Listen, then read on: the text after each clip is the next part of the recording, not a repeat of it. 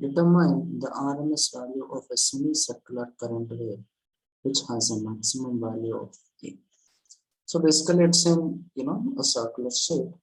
So the equation of this is given by, this is with respect to the time, and this is the value of I square plus T square is equal to A square, or I equals to A square minus T square under. How do we find RMS? Integral I square dt by integral dt, everything under root.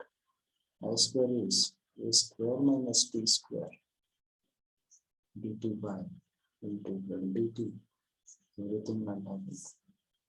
Right? Now, integration time is from minus A to plus A, isn't it?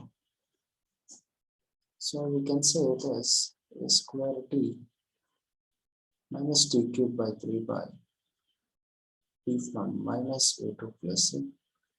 Limits of integration minus A to plus A under root. Substituting the limits, it becomes A cube minus A cube by 3 minus A cube plus A cube by 3 whole divided by 2A, everything under root, which is A cube minus A cube by 3 plus A cube minus A cube by 3 whole divided by 2A.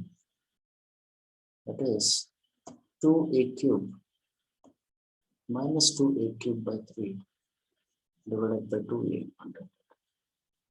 Here, if you take 2A cube common, it is into 1 minus 2 by 3, which is 1 by 3, which would be nothing but 2A cube by 3 into 2 divided by 2A under 2 gets cancelled, 1 gets cancelled. It is A times of root over 2 by 3. That is options. Right?